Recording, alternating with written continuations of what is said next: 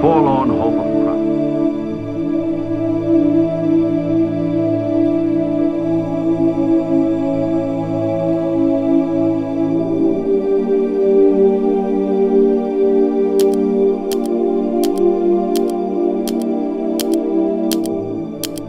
The bizarre and sordid crime.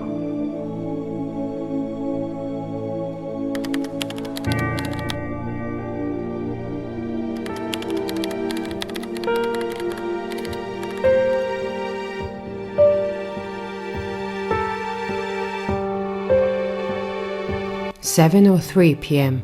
The Stapleton air traffic controllers were commanding their routine buzz as the evening was setting, when they suddenly became witnesses to two luminous spheres that abruptly pierced the serene sky. Yet the mystery very quickly unraveled into a chilling realization. In a synchronizing manner, both mysterious lights descended from the sky, marking their fall with an explosion. With a sense of urgency, the controllers jumped into action, reaching out to all aircraft in the surrounding vicinity of Denver. One by one, the aircrafts promptly responded, except for one that remained eerily silent: United Airlines Flight 629. The aircraft was nowhere to be found. Within the same hour, phone calls began pouring in from farmers and residents in the Longmont and Firestone area. Their reports painted a harrowing picture of loud explosions and fiery debris raining down from the night sky. The grim findings soon confirmed the worst. All 44 souls aboard the United Airlines Flight 629 were dead.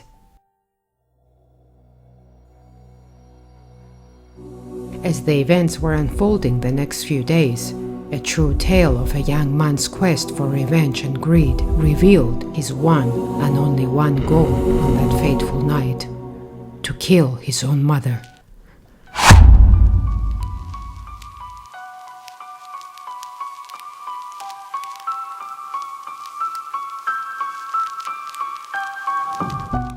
With ticket prices equivalent to a month's salary, air travel was rendered accessible to the privileged few.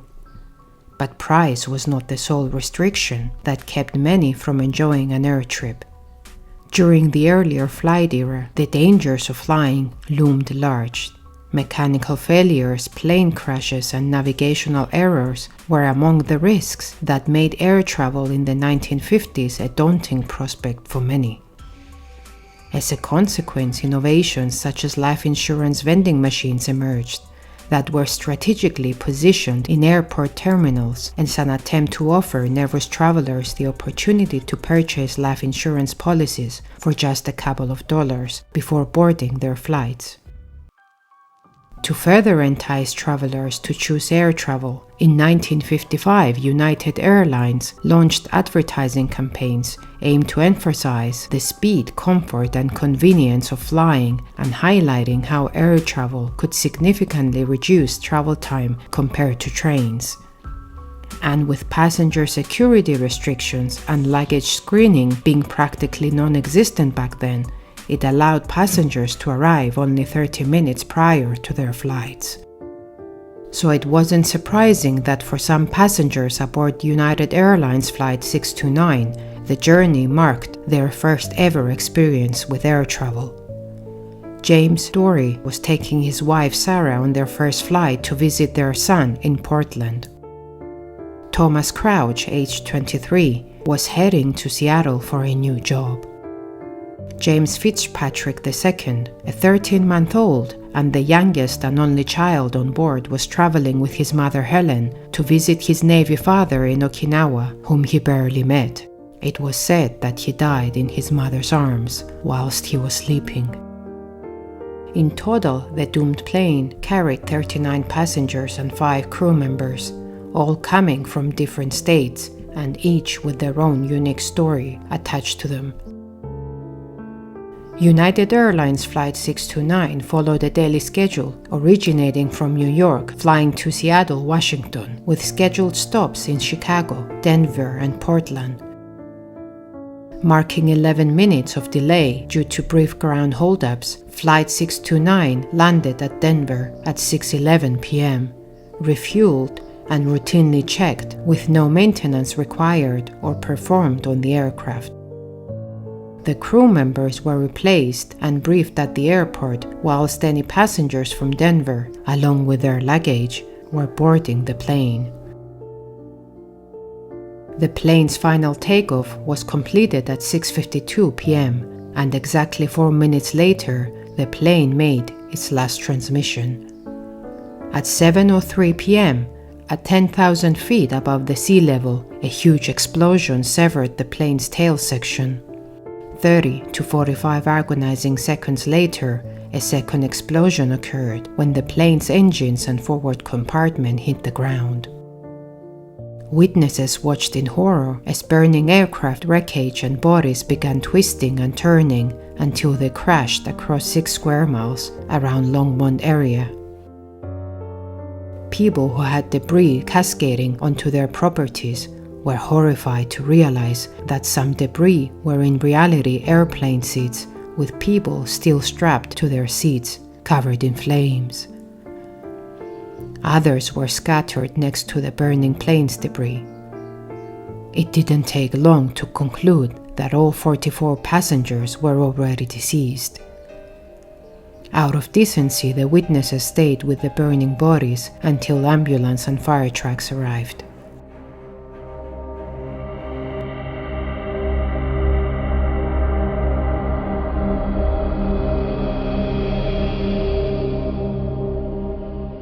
As the bodies were recovered by the next day, they were taken to Greeley, Colorado, and placed in a temporary morgue set up in the National Guard Armory. There, the FBI's Identification Division sought to offer names to the victims so they could return them back to their loved ones. 23 of the bodies were identified by their families and friends or personal papers they had on them. The remaining 21 victims were fingerprinted, providing positive identification against fingerprints contained in the vast files of the FBI for legitimate reasons. The wreckage, scattered across a vast expanse spanning 6 square miles in Longmont and Firestone, bore witness to the magnitude of the tragedy that had unfolded in the serene Colorado night. The tail section of the plane had been cleanly severed from the rest, almost as if by a blade, and landed relatively undamaged about 1.5 miles from where the engines and nose section crashed, the pieces of which were also largely intact. The middle portion of the plane, on the other hand, was found significantly fragmented across the 6 square mile area. In the subsequent days, meticulous efforts were undertaken by Douglas Aircraft Corporation and other firms to gather the scattered remains of the plane, along with the passengers' luggage, personal belongings, and scattered mail. These items were very carefully transported to an indoor warehouse, where experts began the process of reconstructing the aircraft to better understand the source and cause of the plane's ultimate fate. Upon thoroughly examining the mock-up model, it was apparent early on to them that an explosion had occurred mid-air, but an explosion of this magnitude couldn't have originated from malfunction, error, or structural failing of the plane's components. Their initial conclusions were strengthened by the aircraft's maintenance records that suggested no malfunction, and further advanced with the fact that the reconstructed middle section area of the plane's wreckage pieces that were found widely scattered in the fields compared to the rest of the plane were progressively getting smaller from all directions and all pointing to one particular region: luggage compartment number 4. No fuel tank or gas lines were present there, and experts also noticed distinct smudge marks and a smell akin to explosives on those plane fragments. Examiners also uncovered 5 to 11 suspicious pieces of long string metal that did not belong to any part of the plane. With all the findings, they were now concretely convinced that the source of the plane's explosion was the rear luggage compartment number 4.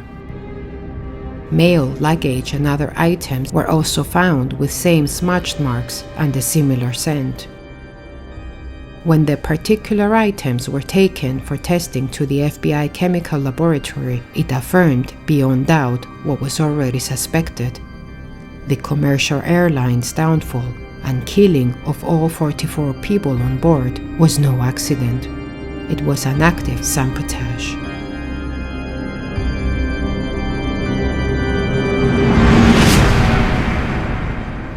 On November 7th, the FBI was brought in. But who would set out to commit such a thing, and why?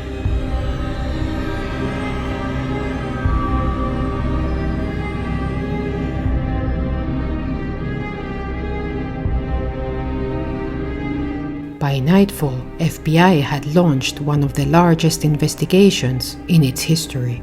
They dispatched hundreds of agents all over the country, leaving no stone unturned in their efforts to find both the culprit and the motive.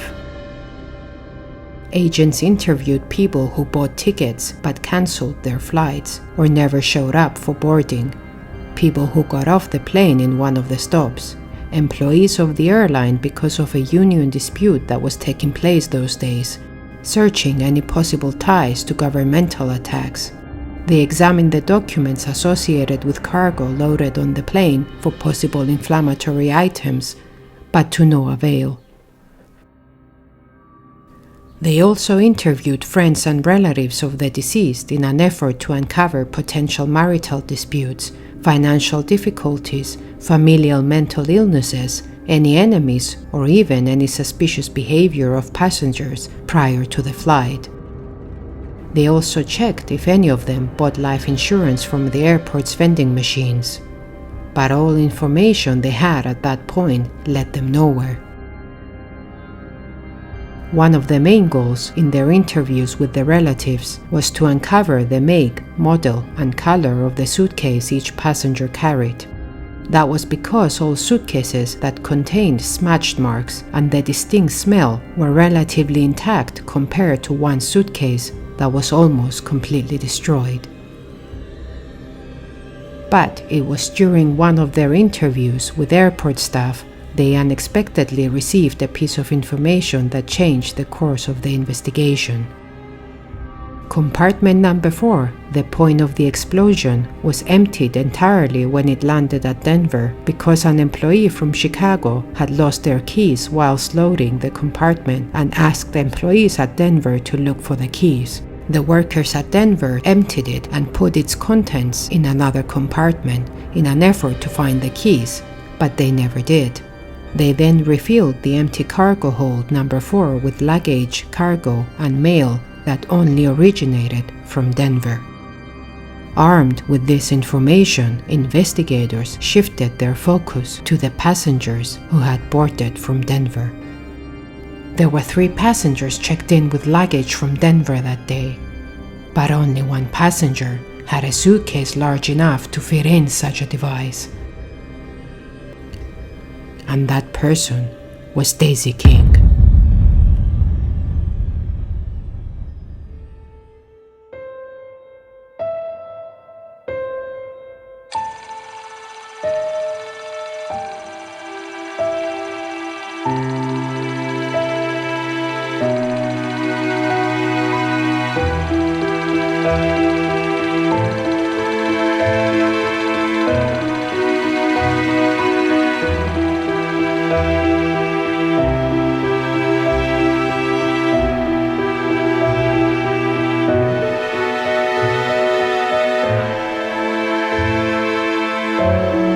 "54-year-old Daisy King bought her ticket to depart from Denver en route to visit her daughter and 4 grandchildren who were residing in Alaska at the time.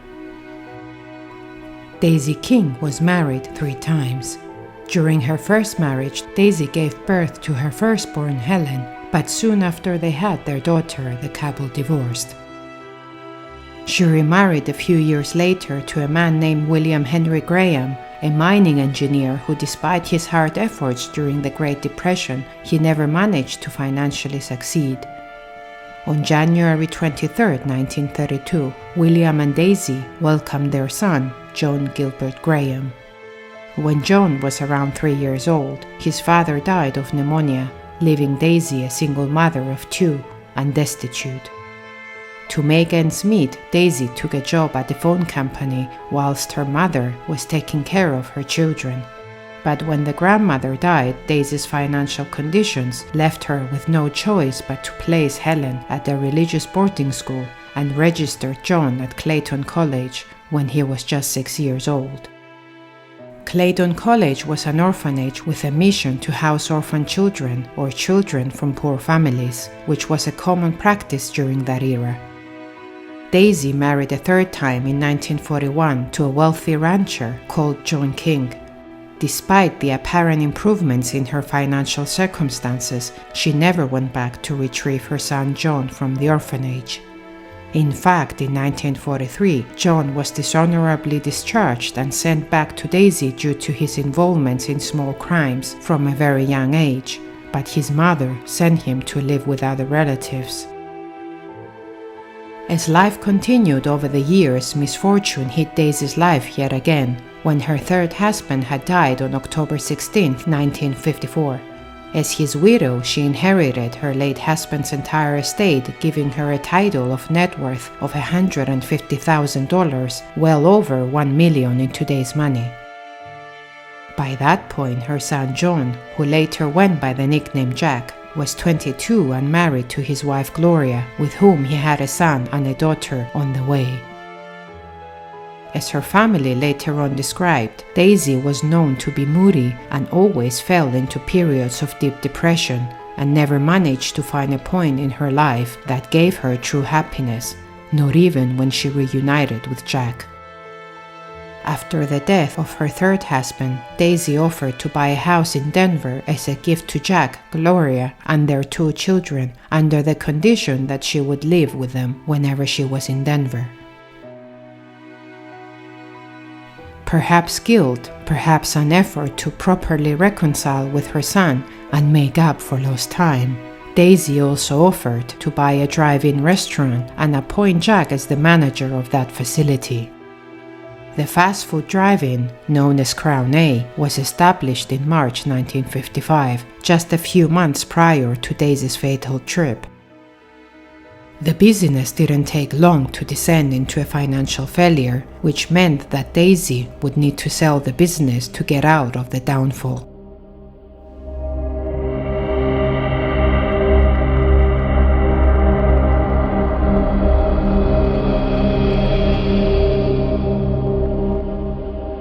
Back at the Denver FBI officers, investigators started receiving an array of information regarding that specific drive-in restaurant. It seemed that many who had seen the pictures of the plane victims came forward to the FBI with their concerns regarding a gas leak explosion that occurred at the restaurant just less than 2 months prior to the deadly plane's fate. But the reason they came forward with that information was solely their immense suspicion that Daisy's son, Jack, was responsible for the gas explosion in his scamming attempt to receive insurance money. Employees at the restaurant also came forward stating how Jack would mistreat them, but further added the frequent vile arguments he would have with his mother. With that knowledge in their hands, FBI agents sought to find Daisy's personal effects she had with her on the plane. Several items were found in her purse that landed near her body. Few handwritten letters, thousands in traveler's checks, an address list, and a yellow copy of a newspaper article dated 1951 that identified Jack as one of Denver's district attorney's most wanted men. The article detailed how Jack forged over 40 checks at his previous employment and then escaped town. The later story goes that he was chased down and eventually, at Daisy's request for leniency to the judge, he was given a suspended 5-year probation and full restitution payment. Upon learning all this and more questionable actions attached to Jack's name, the FBI swiftly brought in Daisy's children, Helen and Jack's wife Gloria, for an interview.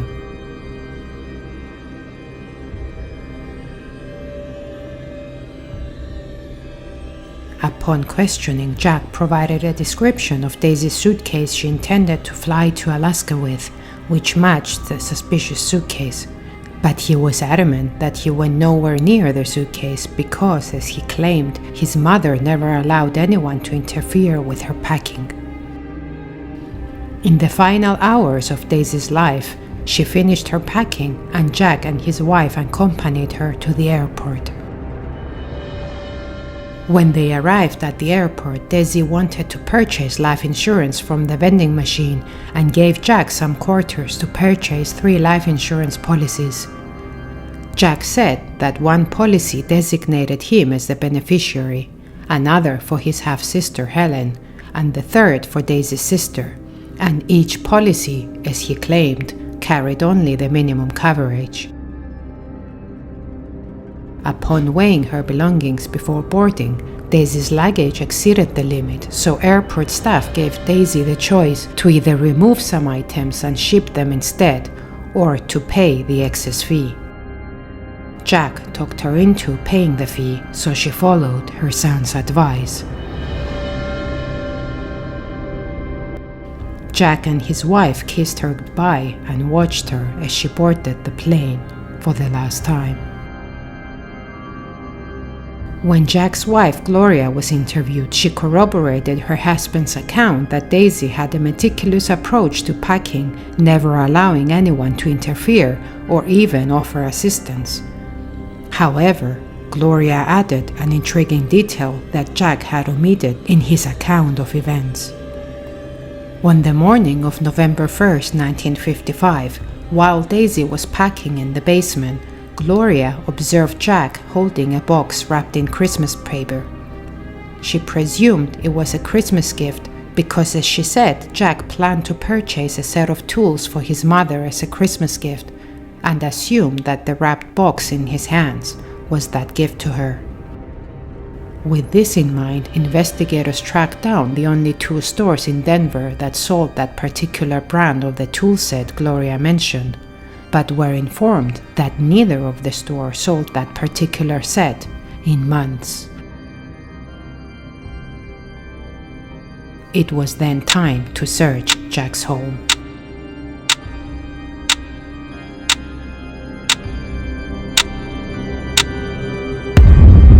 The bizarre and sordid crime of John Gilbert Graham.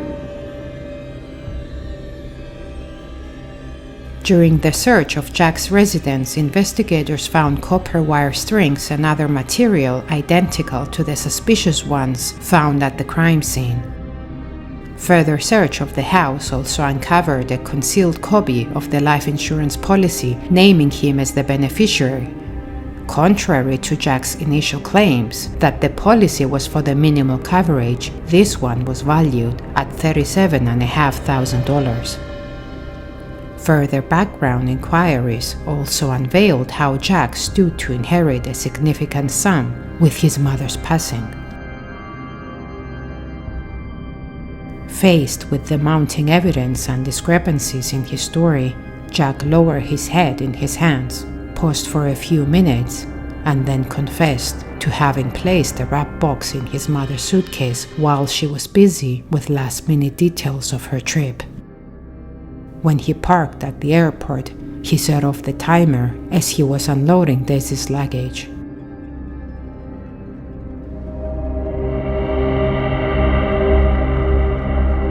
On November 17th, 24-year-old John Jack Gilbert Graham was arrested and held without bail. The authorities were shocked to find out that there was no federal law at that time that made it a crime to cause explosion on a plane.